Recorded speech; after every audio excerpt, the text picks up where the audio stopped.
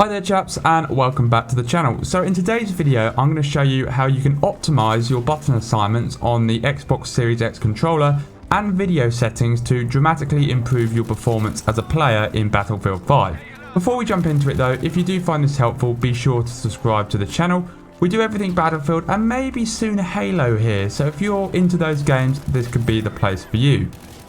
So the most important thing is button assignments, and it can be a little bit convoluted. So you can find button assignments when you're in the main menu of Battlefield 5.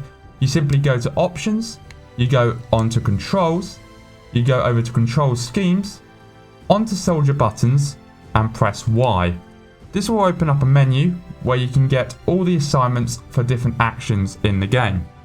To map an action with a new button, you'll simply click on that action, click on the button that you'd like to map to that action, and that will be done.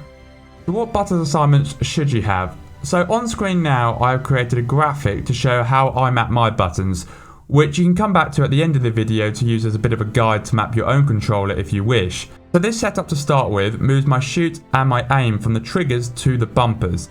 This allows for a faster rate of fire as the bumpers are more responsive than the triggers. This change essentially allows you to have more control over your fire rate and improves your trigger finger.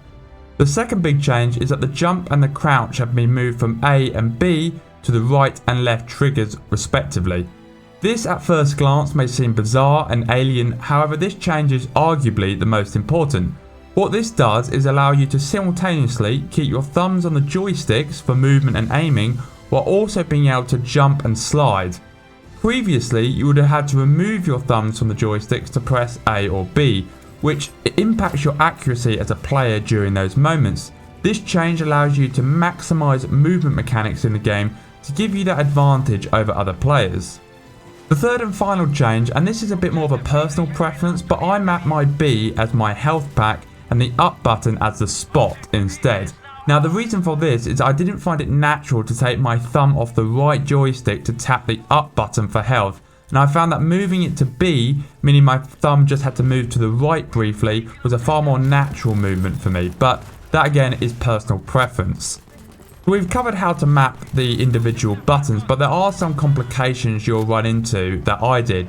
Mainly ensuring that the same button isn't mapped twice, as I found as I tried to zoom in and then simultaneously threw a grenade every time, which you don't want. But don't panic, because if you do get this wrong, you can always reset everything to default and try again, so it's not like you're permanently mucking up your controls. So for mapping buttons, as I said, you'll simply click on the action you want to reassign a button, followed by the button you wish to reassign to that action, and then you're literally done.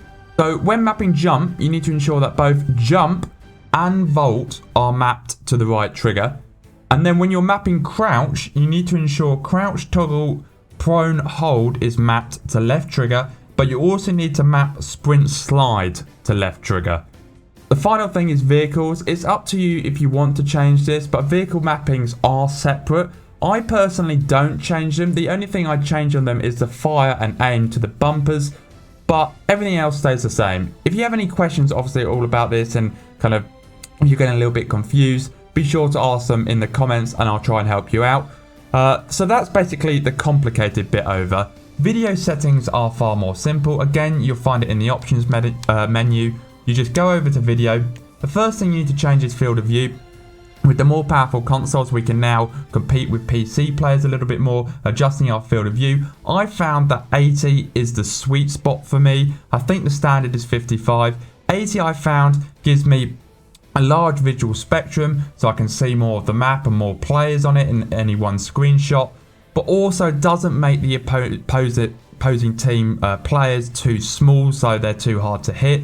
80 is about right, but it's very subjective this. Some people will say lower, some people will say higher. I recommend trying 80, see if that helps you. If you're finding that you're hitting things really easily, people don't look too small, maybe you can increase it a bit, and if you're finding the opposite, obviously you can go down. Other settings you need to change in video, you want to get rid of motion blur. That's really not going to help you out as a player if you are looking to improve your game. The bottom 4 video settings you can also turn off if you wish. It will make the game a lot more clearer. Players will stand out a little bit more. but it does come at the sacrifice of graphics. You know, you're turning off a lot of graphical settings that make Battlefield look nice, so it's really up to you. I've kept them on for the time being. I guess if I was really sweating it out, I might turn it off, but I think for the time being, I'm gonna leave it on. Just for your reference, this is the aim sensitivity I run, 40%. I find this is right for me. Again though, very, very subjective, so completely up to you. This isn't something you particularly have to follow. Audio is all very simple. As long as you've got a headset, you're sorted. There's nothing really fancy to do with audio.